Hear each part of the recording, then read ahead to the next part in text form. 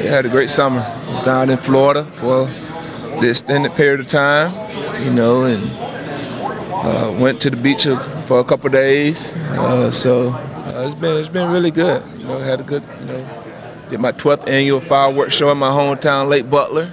So that was great once again. So it's been a really good summer. Spent a lot of time with a lot of family and a lot of friends. This time around, was able to see some people that I hadn't seen in a while. So it's been really good, and my baby boy been keeping me on my toes because now he's up and running. So I'm trying to teach him how to hold the football as we speak right now, because he got the running part down. Now we just got to get the ball placement right. Down your back, you look at your depth chart and you see Will Shipley and Phil Mafah. Yeah, man, that's a great feeling when you got them two guys. I mean, it is. But I mean, really, that whole room, honestly, from all the stories and being in contact with them weekly, these guys that had a great summer. I think they're eager to get back on the practice fields and get out there and get started again, and just really just see where this thing goes. So I'm excited about the whole room being in there. It's another great year for us to be better. As we all know, this that time of the year when all the talking and all the projections and preseason, All-American, all that stuff getting thrown out there. But for our room, none of that stuff matters. At the end of the day, performance matters. At the end of the year, what you do on the field is what counts. All the other stuff is what you have done in the past, and we just try to keep them blind. I always tell them we try to keep them horse blinders on, just so that we don't get distracted by all that stuff and just stay focused on the task at hand. And that's just been the best group that we can possibly be for this team.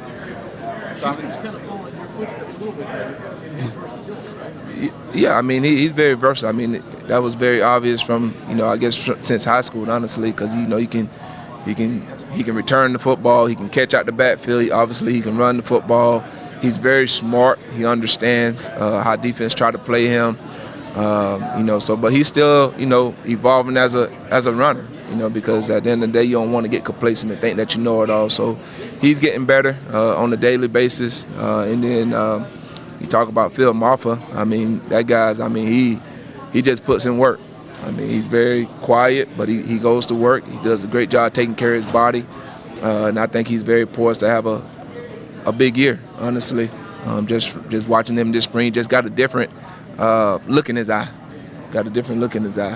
This spring, and it's something that's exciting. So I'm excited about those two guys, and obviously got the young guys that just got here with Jarvis Green and Jameis Haynes, and just excited to see how those guys do this fall camp. What about Dominique had a nice spring game, and T-Dot Jr. had a couple nice runs as well. You have to be pleased with what those guys showed. Very pleased with what they done this spring. They had an opportunity to really try to take advantage of the opportunity that they was given, and they did a great job. They still learning, and Dominique, he's one of those guys that, he almost like a veteran, honestly.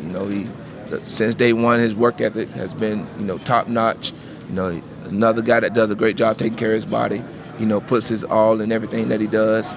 And then Keith Adams, he's coming along. He's done a great job so far, really just trying to still learn the whole college thing, and to try to take advantage of all that. And then obviously now going into a different offense, really just learning, where to be on each and every play. And the game has gained more confidence than what he was a year ago. So that's always exciting as a coach to see a guy that gains confidence over the years. So, like I said, I'm excited about the whole room. It's a great room, great competition, and we'll see how this thing rolls. Talk about those fresh faces, Jarvis Green, the in-state kid. Yeah. What's his transition to college been like, and what's just your evaluation of him as a player? Just like anybody else that comes in, coming off from high school to college is different, because the biggest thing you have to learn is about time management. You don't have someone that's holding your hand and telling you when to get up. You have to take a lot of responsibility on yourself now. He done that. He comes from a great family. His mom's is a teacher, so he understands the academic aspect of it. Now just starting to get adjusted to the weight training, because it's different than what he done in high school. The conditioning is totally different than what he done in high school. So from my weekly updates from Shipley and Mafah, he'd have had some good days, and then he had some days that he struggled. But you expect that, considering that he's never been through a weight training like how we have here at Clemson. And then Jamarius Haynes the same way. He come from a great family. His high school has a great weight program, but the same thing, just still having to adjust to the Clemson weight training because it's totally different. So I've been very pleased with both of those guys. I'm really excited about getting on the field and getting in the classroom with them and kind of just seeing, where they at as a player and really not rushing it, with those guys. Really just wanting them guys really just to take it one day at a time. They still trying to learn what building they need to get to, right? And so the football stuff, we'll get to that when it's time to get to that. But I really want them guys really just to get adjusted to the college atmosphere right now.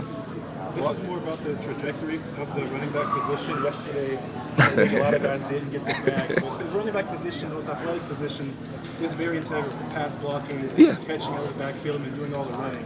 Why is the position so integral in the sport? I guess you have to ask the GMs and the owners.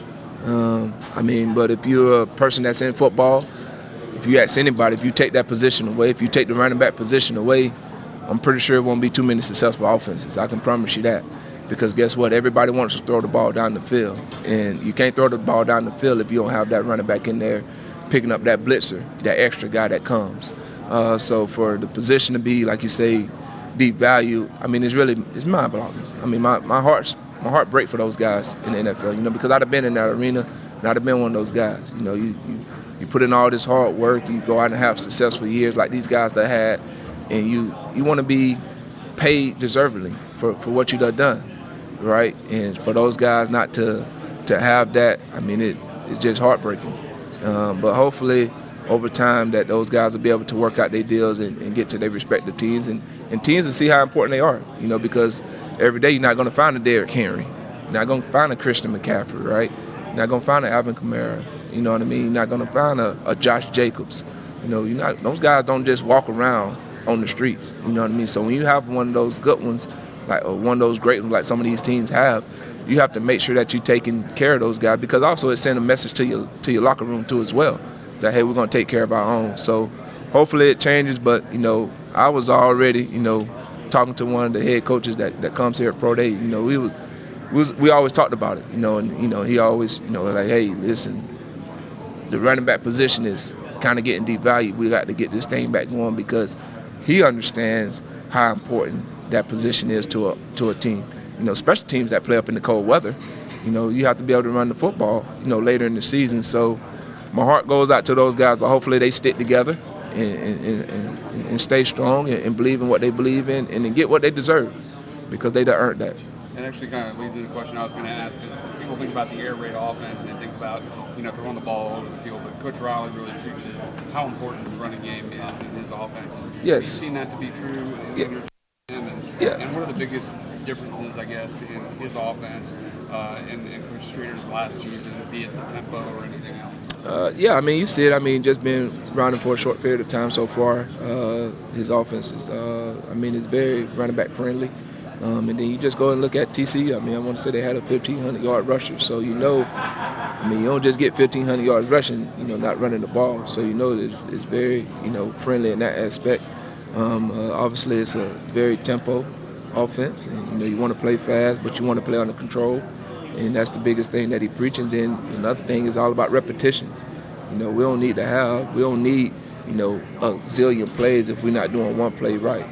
So we big on repetition, making sure that we learning the nuances of just that play, and then we can move on to the next one. So he's been very strategic about how he's installing this spring, and being very slow with the guys, not trying to just throw it, not trying to hose them down with a bunch of plays, but really just honing in on the repetition and really understanding, what the quarterback going to be looking at. So it's been great, and looking forward to fall camp and building on the foundation that we set for the spring. No. But can you talk about Jarvis Green and maybe Jarvis Green. For him and where you see his ceiling maybe in his first year? Yeah, I'm excited about him. He's been great so far from my weekly updates that I got from my older guys in the room, just asking about him over this last month or so. And just like I said earlier, he'd have had some good days with the training. Had some bad days, but you expect that because it's different, it's new to him. But I think, as time goes on, he's going to be right in shape come fall camp when we start up, which is where I need all of the guys to be at. And then I think he has a bright future. He just come in and really just learn, up under those older guys and really just soak up everything. I think he'll be fine. He comes from a great family. He's very competitive, come from a very successful program down there with Coach Knox at Dutch Fort. So, he comes as a winner, so he knows what it takes to win. He knows the grind that it's going to take. So I'm excited to watch him develop as a player over these next several years. You've got a player like Will Shipley, whose energy now goes to 11, maybe even 12. Yeah. Temper that during a game and use practice to make sure he stays level, because too much energy and too much is detrimental. Yeah, I wouldn't say detrimental to the team. I would say, as long as he's not doing anything on the field that's hurting us, like far as like getting personal fouls and penalties like that, I think the team feeds off his energy. But like you said, I do a good job of, controlling him. He's totally different than how I have to control Mafah just because of the energy and the passion that he plays with, the intensity that he plays with. So I kind of just, I have my way of, letting him, cool off, and then, all right, here we go, let's talk. And I think you have to, and to me, as a coach, you have to know every player in your room, and so you have to understand, what buttons to push, what buttons not to push, how to calm guys down. So I kind of got a good hand on how to handle old Uno when he getting too high out there. And then obviously, I think Phil Mafah does a great job for him of really just keeping him composed in the meeting rooms and on the practice field, and then on the game day. So, but I love it. He's everything that you dream of as a coach. Just the way that he goes about his business, the way that he prepares. The guy's going to go out there and give you everything that he has. He wants to be a perfectionist. He wants to, he kind of have that mindset that, a former player that played here back in the day had, that he want to score every time, and it's great to have him in our room. And he's such a great leader. Does a great job with our young guys, know how to push those guys. So to me, I don't really have to say much because he understands the standard at the running back position at Clemson. And he understands the guys that came before him, the guys that's going to come after him.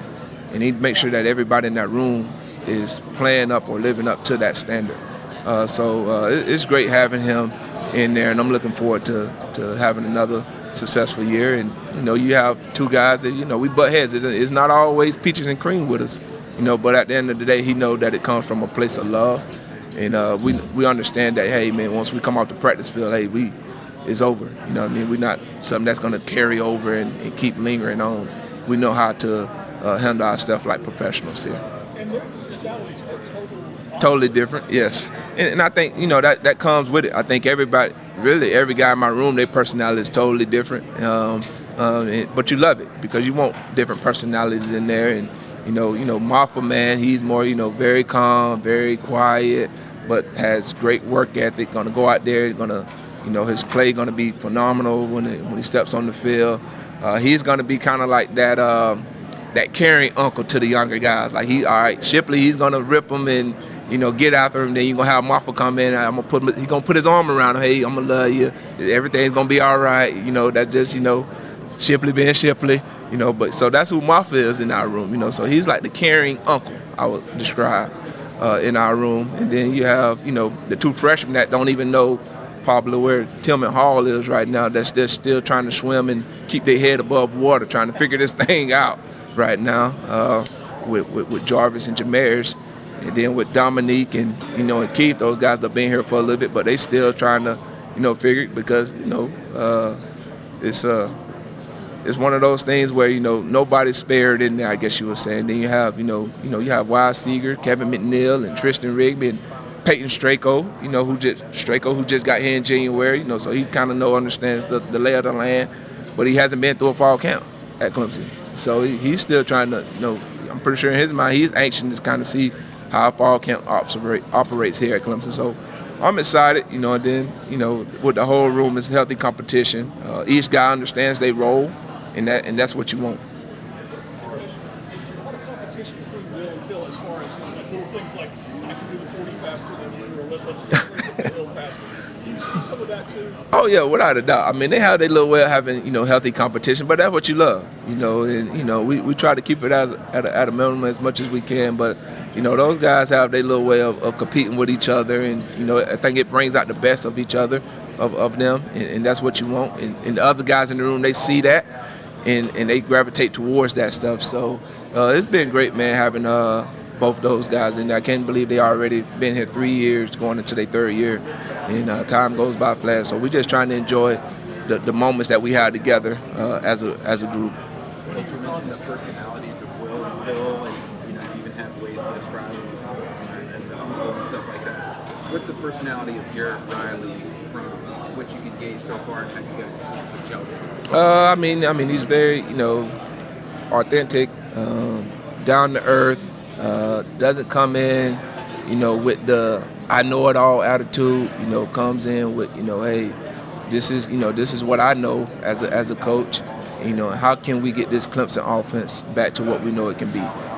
Always asks for input.